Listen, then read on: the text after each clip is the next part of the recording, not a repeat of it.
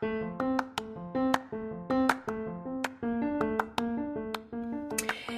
everybody, and welcome to season 2 of the All About Everest podcast. And I'm your host, Pauline Reynolds Nuttall. On this podcast, you can get anything and everything about Mount Everest, including interviews, book recommendations, tips, updates, and a whole lot more. So welcome to the spring 2023 Everest climbing season. And here we go. Hey, everybody, and welcome to today's episode of the All About Everest podcast. And today's episode is an interview with Saskia Van Der Drift from the Netherlands, and she participated in the Everest Marathon in 2020. The Everest Marathon isn't something that people talk about a lot, and it's just important in the whole Everest story is trekking to EBC, climbing Mount Everest. Any of those things. It's just something that's not as well known. It's been occurring for well over 2 decades, and I'm so glad that Saskia agreed to interview with me because only since I've been involved with the Everest community with the podcast was I aware of this marathon. And so I thought it was super exciting to get to know more, and hopefully it's something that you guys are interested in as well, because again, it is part of the whole Everest experience and it's becoming part of the Everest history. Because the last couple of episodes have been unusually long, I'm not going to cover any housekeeping or anything like that. No updates. We can get into those next week. I'm just going to give you some facts about the Everest Marathon, and then we'll jump right into the interview. So, the Everest Marathon was initially established in 1985, and how it is now, it's been that way for the last 2 decades. So, for 20 years. The Everest Marathon is the highest marathon in the world. There are 3 different distances. There's the Extreme Ultra, which is 70 kilometers, and up until 2023, it was actually 60 kilometers. But they've decided because Mount Everest has gotten higher, especially since the 2015 earthquake, they wanted to make one of the categories bigger and better and an even longer one to kind of celebrate that Mount Everest is much higher than it used to be. So there's the Extreme Ultra, which is 70 kilometers. There's the full marathon, which is 42.195 kilometers, and the half marathon, which is 21 kilometers. And they all start at EBC. They limit it to 250 people, so no more than that. And looking at the numbers, it usually runs to about 200 people across all of the categories. So to get into some numbers here, in 2023, there were 201 participants. 164 of them did the 42K, 20 did the 70K, and 17 did the half marathon of 21K. In 2022, 146 did the full marathon, 15 did the extreme marathon of 16K, and 21 did the half marathon. There was no Everest Marathon in 2020 or 2021.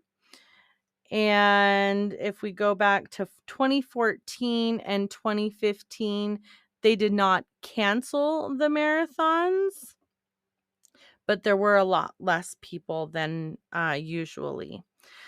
The marathon is always held on May 29th, the anniversary of when Sir Edmund Hillary and Tenzing Norgay summited Mount Everest on Tenzing Norgay and Sir Edmund Hillary Day. Every single year, it pretty much has happened again. There was no marathon in 2020 or 2021. If you want to learn more information, you can go to everestmarathon.com. I had no idea that this even existed until last year. It's pretty cool. I mean, the highest marathon in the world.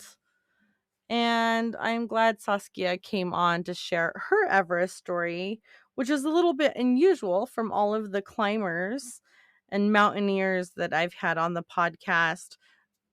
But I appreciate hers as well because I think it's just important. So, all right, we're just going to jump in and listen to her interview. Hey, everybody, and welcome to the All About Everest podcast. I want to introduce to you Saskia Van Der Drift from the Netherlands and her Everest story. Thank you so much for joining us. No, thanks. It is a pleasure. So her Everest story is a little bit different than most people's that we've interviewed so far on the podcast. And so we're going to start with when were you first at Everest Base Camp? The first time I was on Everest Base Camp was April 2015. Just a few days before the earthquake, actually. And so you missed the earthquake? I depart from Kathmandu on the morning of the earthquake. So I missed it, yes. Yeah, luckily. And when you were at Everest Base Camp, you learned about an awesome experience that not most people get to participate in. Tell us a little bit about that. Well, when I was there in 2015, some person told me about that there was a marathon and some people run down from Everest Base Camp, so the 5,300 something, all the way down to Namche Bazaar. And my first reaction was, those people must be insane. It's already tough to hike here. So what are those people doing, like running down? But that was 2015. And honestly, 7 years later, I was one of those insane people, actually. I did that. So why did you decide to do it? Well, honestly, yeah, I love the mountains. I like Nepal. I live below sea level here. And I thought that if I can hike up that high, and I did already twice a marathon, well, then maybe I can combine high altitude sports with running. So that's why I decided to go and attain a marathon. Tell us a little bit about the marathon. How many miles is it? What is the cost? And then get into your training a little bit, because again, you're at sea level and there's a bit of an altitude gain. That's slightly a bit of an altitude difference there. I actually don't know the mileage. I think it's 26 miles more or less, but it's 42 kilometers and 195 meters. Yeah, how did I train? I started like every training, because everything is flat here, and everything is actually more than flat. It's like a hole. And so the only like altitude training I had was going to Belgium, to the Ardennes, and do some make some altitude meters there. That was actually the only thing I could do. Going to the dunes here, running through the sand, but yeah, more was not possible. I think the real training was going up there to Lukla, hike up, and take more acclimatization days for me. And during those acclimatization days, I was not hanging around or doing some slow walking, but I was really like running. And I did that on Namche and Dingboche. In between, I ascended Island Peak. I did not summit, but I ascended up to 5,950 around, going down. So I was extremely fit. And what is the average cost for this marathon? For the marathon, like plane without guiding, everything, it was $999. So yeah, it's pretty expensive. On the other hand, there's also a cleaning of Everest cleaning part of that, and by that, I think, yeah, it's more than worth it. So there's a couple different programs that they have for the marathon. There's a half marathon, the extreme marathon, and Yeah. the full marathon. So which one did you do? I did a full marathon, so the 42K. And the extreme is 60 and the half is 21.5. But then you do not sleep at Everest Base Camp. You're not even attaining Everest Base Camp. So it starts from a whole different level. Oh, wow. That is insane. So you fly into Kathmandu, you Yeah. trek to EBC, and that's where the marathon begins. That's when a marathon starts. Yes. Yeah. And all the athletes, they arrive there 2 days before. So they sleep also 2 days in base camp. And the day before the marathon, you are just doing some training, some exercising, because you're running on the ice, on the snow. Yeah, it's pretty tough, actually. Probably very different from most marathons.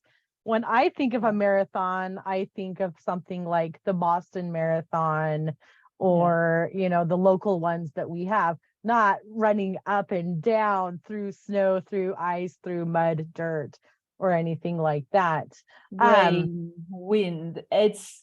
I had all types of weather in those, more or less 10.5 hours. It was really tough. I was actually looking at a packing list for the marathon, and it had shorts, tank tops, layers, thermals, puffy jacket, snow boots, like everything, anywhere from like 90-degree weather to negative weather. Well, by temperature in Celsius, it is, we started at freezing, so it was minus 10 degrees Celsius, and it got up to, we had not that good weather, actually. So I finished with a lot of rain in Namche, and then it was, I think, about 5 or 10 degrees. So it was pretty good, but it was a lot of sunshine in between, wind, and that makes your skin so sunburned. So you need to be careful with that too.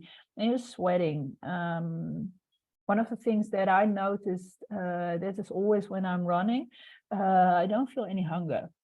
And I don't feel the urge to eat. So I had to force myself to eat also. And that is something that I do not recognize during trekking or even on a high altitude. I'm always hungry. And now I run that marathon with only 2 Snickers and 2 of those small bananas and some gel. That is not enough. So that's pretty tough also. That's interesting because usually altitude suppresses people's appetites. So the fact that normally when you're at those altitudes, you don't have any problems eating, but then and you're losing elevation. So that is very strange. Yeah, but it's also when I'm running, and I think more people running often, they can do exercise with very, very less food, of less nutrition. So I had to really had to force myself to eat even Snickers. It's crazy. and I'm not used to that actually. And it is limited. They do limit it, the marathon, to 200 to 250 people. Were you concerned at all that you wouldn't be able to get a spot? No, because I attained already in 2021 and then it got canceled. So I had a secured entry to the marathon in 2022. And I think in total there were less than 200 people. I think 197 or something. That was in 2022, right? Yeah, there were not that much people, honestly. And there were a lot of Nepalese people. So okay, nationals not that much, even women were not that much. I think 26 or 30 women in total. Oh wow. Or international women, I think 26 or something. It was not that much. It looks, let's see, in 2022, the list for 2022, it says 146 people. Mm-hmm. Yeah, that's what it's saying, which, yep. Well, those are just people who finished, I believe. Let me double check here. Yeah, that could be. Nope, it's total 146. Yeah, that's not much. And in base camp, we were divided into groups. So like the mess tents. And with your group, you had your small campsite together, you had food together or the meals together. So yeah, it was like a small community there. And when you're trekking to base camp, is it the whole group trekking together to EBC, or is it kind of everyone separate and then when they get to EBC they kind of converge as a group? That's the last option. I trekked alone, so together with with a friend of mine, and he's guiding there also, and I know those guys for many years already. So I met his cousin in 2015.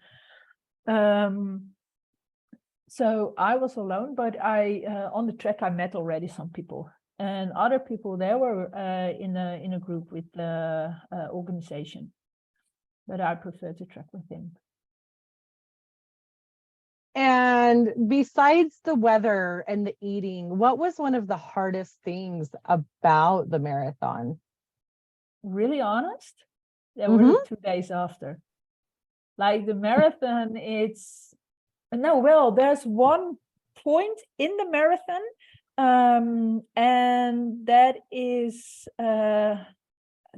I think it's the Dola, I don't know the name anymore, is when you are from Lobuche down to, I think, Dimboche, then you can go up in the direction of Island Peak, and that part is endless. It's heavy in the sand, and you are only running forward and forward, and it's going slightly up, and you don't know I had no real notice of the time anymore, and I was only thinking, how long does this take, because I know it is up to the half marathon part, and then you must get that bracelet to come back, but that took so much time, and I saw people crushing there. They were like gone after that part. Then you go down, at one point you had the bracelet, the red one, or the bracelet, and you go down, then everything is going pretty good. You have the last checkpoint, going down again, down to the river, and then in the tail, like the pain is in the tail, you had to go up like that 150 meters climb. And that was also so tough. There, the guys, they were all the time in front of me. They were gone. And that was also one part that I said, okay, come on, I have a lot of energy still left. Come on, just hike with me. It's just your one foot in front of the other. Do nothing else. And we were also helping each other. It was very good. But those were two killing points, actually. And so 2 days later was the worst part. There was in last year, because there was that plane crash of Tara Air. Oh, yep. Then all the planes had to be checked, and it was just that day that we were hiking down, no planes, the weather was bad, so we had to decide, and I had some pain in my knee. I think that's normal after this exercise. And then there were no planes. And in Lukla, when you are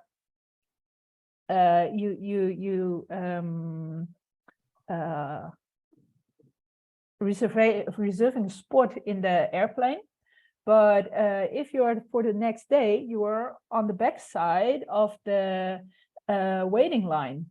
So a lot of people would come, like maybe 200 people would come. So if the planes are not there, then I'm back. And then also we don't have any reservation in the hotel anymore. So that was quite a problem. So then we decided by group, because then I was not alone anymore. My husband was there, my sister was there, and the other guys were there. We decided, okay, then we walk down also. Does not take the plane by Lukla, but we hike down and we see what's going on. And then it means, like, after the marathon, 2 days of 10 hours of hiking, that's pretty tough. Yeah, that hiking. it is unexpected hiking. That's a lot of hiking. I normally won't do more than 5 hours per day in the mountains hiking. Like, that's enough for me. It was 30 hours in 3 days. So yeah. Oh my gosh, that's a lot. I could not do that. Is it something that you would do again? Yeah. And with your trekking and with doing the marathon, would you ever consider climbing Mount Everest? I will never climb Mount Everest.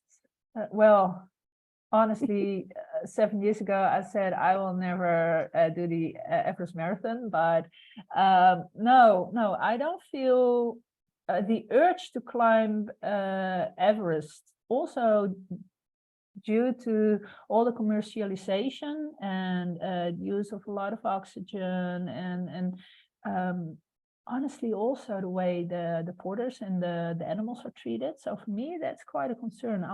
I prefer to improve the quality of life of the porters and the animals before I will think about that, and honestly. But I think that is a different discussion. I don't know if it necessarily is, because we talk all the time about commercialization. We talk about the rights of the Nepalese, but I don't think anyone has brought up the animals, because a lot of gear and stuff is brought with animals up to Everest Base Camp. You are a veterinarian, is that correct? No. I worked for 15 years as physical therapist. And where did I get that you were a vet? Oh my gosh. No. I love animals. We have some animals here also, but I'm not a vet. But I'm really concerned about animal rights and the treatment of animals, honestly, because I realized that when we are going there, we are part of the system that keeps that way of treating the porters and the animals that way. I think, I also saw, compared to what I saw here, I saw the way that, for example, the people in Pakistan, how they treat their animals. And in April, I was I was in Pakistan, and what I saw there was one of the animals, one of the donkeys was not able to carry the load because it was not too heavy. She was too weak during the circumstances with less food, etc.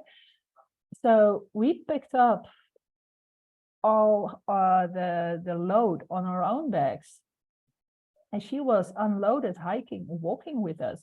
She was very, very anxious to cross a bridge. They just lifted the animal up and carried her over the river. It's something we cannot understand. And I hope that at one time in Nepal, they will treat their animals like that. And that was in Pakistan, right? That was not in That was Nepal. Pakistan. No, that was And what it not in Nepal, but I'm absolutely sure that in Nepal people can treat their animals like that too. Definitely.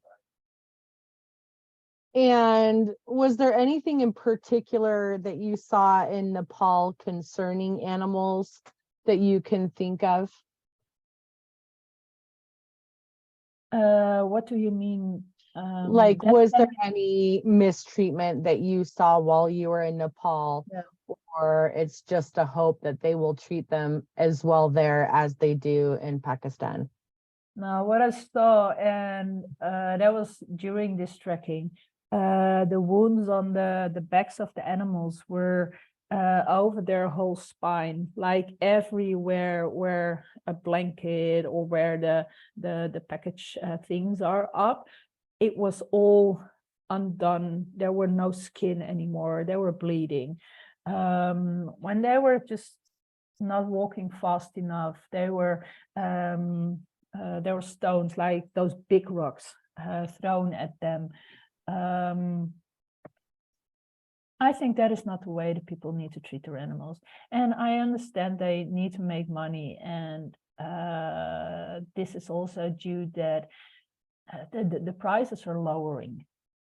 It's always cheaper and cheaper to go to do the trekking. And when you go up wherever you are, except for a base camp, there's so much choice of food. You can eat pizza, you can eat pasta, rice, dal, even French fries. And that is maybe not necessary. Maybe just turn it around, going back to basic. We eat what is necessary. That does make a lot of sense for sure. Yeah. Do you have any plans of going back to Nepal anytime soon? Well, it's itching again. There's still that mountain that I didn't climb. And as you also know, the base camp is changing place. So in 2024, I thought it was last year, the base camp will be near Gorakshep. And not on the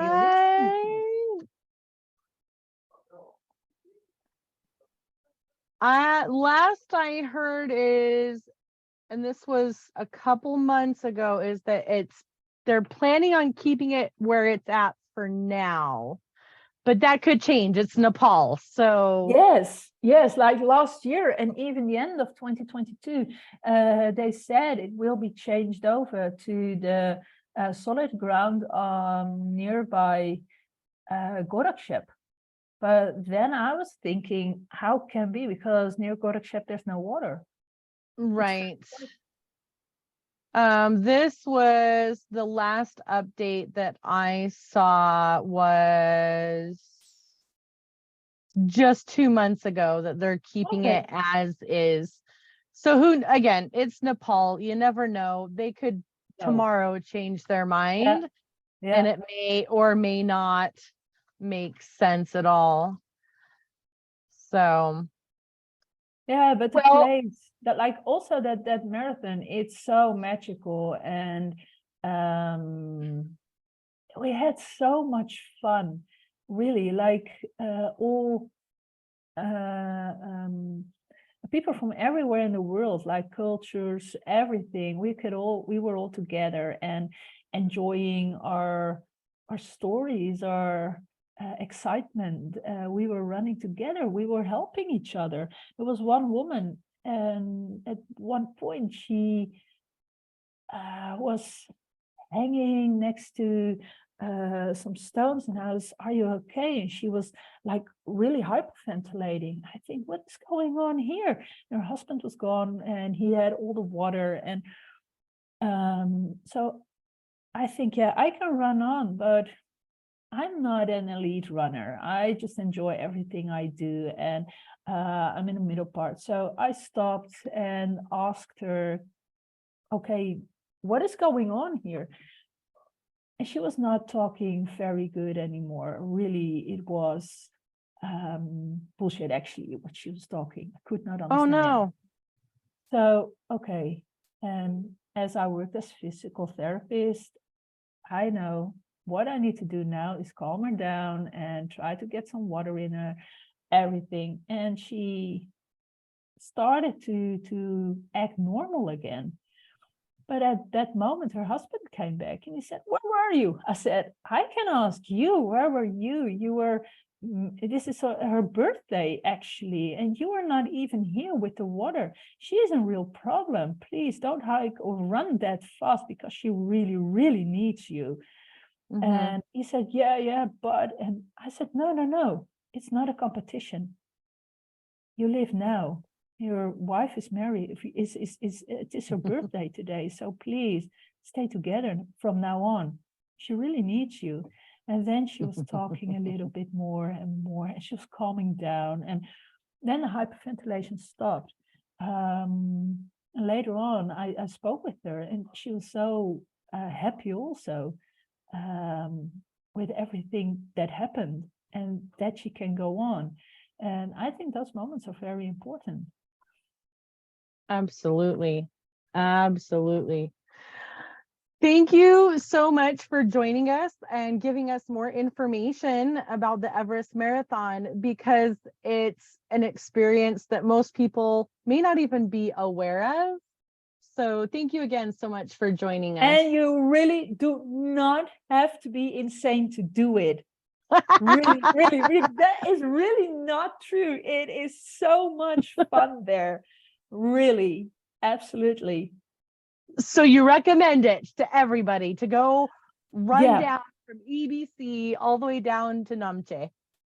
Yeah, and the altitude meters is about, I think, 1,000 altitude meters or something. So it is also some climbing, but it's just fun, really, with each other. And it's the highest marathon of the world. So that's right. It is the highest marathon in the entire world. I don't think you can find one any higher. That's for sure.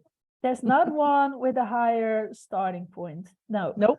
One who's going higher up, but no. No, it's cool. Really. Thank you for inviting me. And thank you for doing this. I really appreciate it. No, thanks. And that is it for today's episode. Thank you so much for joining me. I have no idea what next week is going to be. I do have a couple interviews tentatively scheduled, but with getting the kids back to school and it being like the last week of the summer, it's been really hard for me to kind of schedule anything. But hopefully I do have an interview for next week, or I'll think of some type of interesting topic. Until next time, you guys, thank you so much for listening, and climb your own climb.